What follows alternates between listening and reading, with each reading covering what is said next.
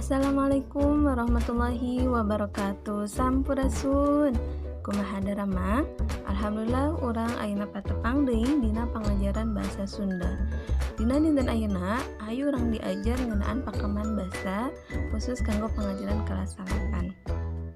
Sata acan urang diajar ngeunaan pakeman basa, urang kedah terang heula, kedah apal heula naon kompetensi dasar apa yang harus menjadi kemampuan dasar yang diraih atau dihontol ku hidup sadayana. Kompetensi dasarna aya 2, nyaeta 3.4 mengidentifikasi kekayaan idiom bahasa Sunda dan nilai-nilai yang terkandung di dalamnya dengan memperhatikan struktur, fungsi sosial, dan aspek kebahasaan. Maksudna, hidup sadayana kedah tiasa ngidentifikasi atau menganalisis kekayaan idiom bahasa Sunda dan nilai-nilai nu aya dina eta idiom dan memperhatikan struktur, fungsi sosial, dan aspek kebahasaan. Kompetensi nu kadua nyaeta menyajikan kekayaan idiom bahasa Sunda serta nilai-nilai yang terkandung di dalamnya dengan memanfaatkan berbagai media. Jadi, setelah atau saateus ngidentifikasi kekayaan idiom bahasa Sunda, kalian atau hidup sadaya kudu tiasa menyajikan idiom-idiom bahasa Sunda dina berbagai media. Nah, salajengna hayu urang pedar wae atau bahas wae ngeunaan pakeman basa. Naon ari pakeman basa? Pakeman basa teh nyaeta istilah anu sok disebut idiom anu asalna tina bahasa Yunani nyaeta idios anu hartina khas, mandiri, atawa khusus. Jadi idiom teh nyaeta ciri khas itunya mandiri.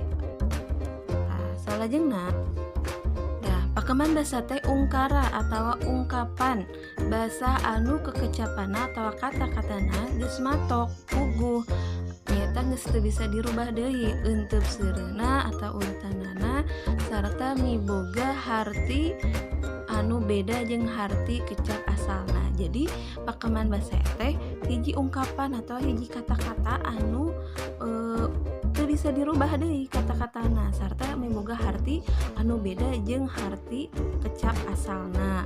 Contoh, misalna teh urang sok ngadangu kecap atau pakeman basa ih gede hulu jalma teh. Tah gede hulu di dieu lain artina eta jalma teh huluna nu gede. Tapi hartina gede hulu di dieu teh miboga sifat anu sombong.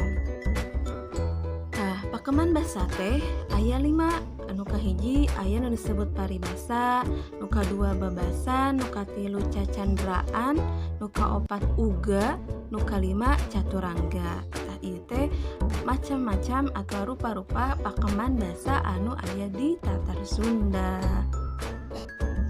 Tah ayeuna urang pedar wae hiji-hijinya. Naon ari paribasa? Paribasa nyaeta ungkara atau ungkapan winangun kalimah atau kalausa anu kekecapan katut susunanana geus matok.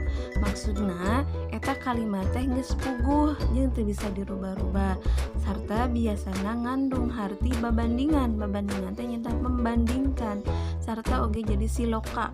Siloka teh nyaeta lambang lakuning hirup manusia. Contohna misalna teh kieu ciri sabumi cara sadesa. Tah eta teh hiji paribasa atau ungkapan anu hartina teh nyaeta unggal daerah miboga adat istiadat anu beda-beda. Maksudna naon? Unggal daerah misalkan daerah Karawang, daerah Bandung, daerah Sukabumi pasti boga adat istiadat anu beda-beda. Tah eta teh paribasana teh nyaeta ciri sabumi cara sadesa.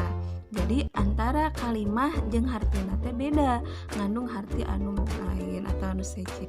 Contoh anu kadua nyaeta aya paribasa hade goreng ku basa.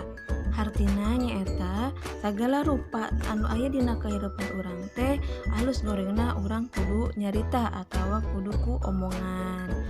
Tah eta contoh paribasa dina basa Sunda. Salajengna aya babasan dina pakeman basa teh. Naon ari babasan? Babasan nyaeta ungkara winangun kecap kantetan atawa prasa anu susunanana geus matok tur ngandung harti injeman sarta eusina mangrupa babandingan nu ngagambarkeun kaayaan, kalakuan jeung pasipatan jalma. Naon bedana jeung paribasa? Biasana paribasa mah bentukna saperti kalimah panjang. Hari babasan mah biasana pondok sarta biasana eusina ngagambarkeun kaayaan atawa pasipatan hiji jalma.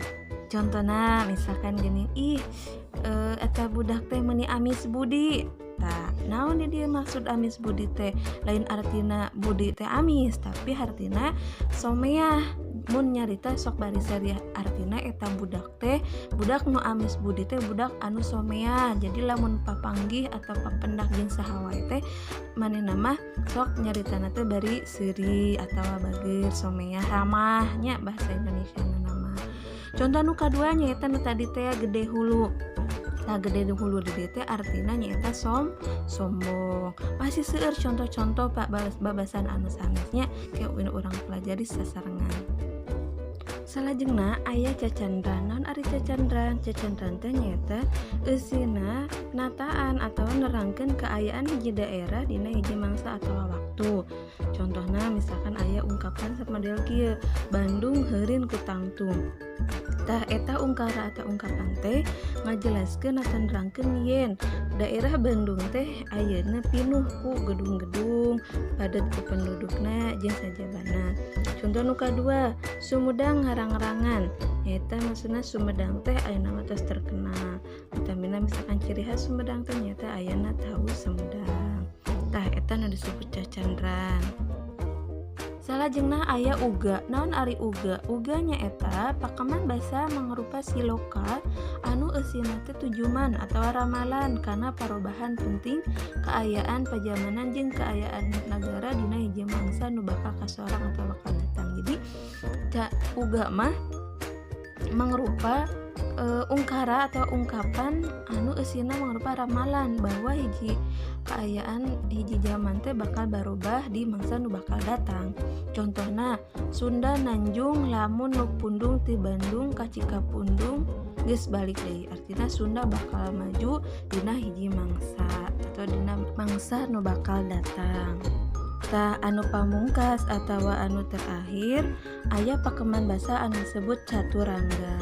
Naon ari caturangga? Caturangga nyaeta pakeman basa anu nuduhkeun atawa anu nunjukkeun tanda-tanda pikeun mika nyaho atawa supaya nyaho hade gorekna watek kuda sato nya mun diingu atawa dipiara. Tah jadi ieu mah khusus kanggo ungkapanana teh keur nyahokeun kumaha watak kuda lamun dipiara atawa diingu.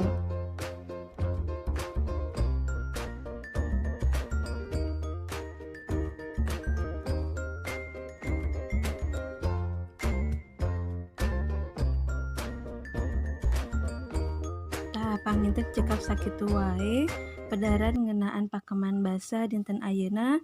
Pamugi hidup sadayana tiasa ngartos kana naon rupi nu tos dipedar. Hapunten bilih aya kalapatan.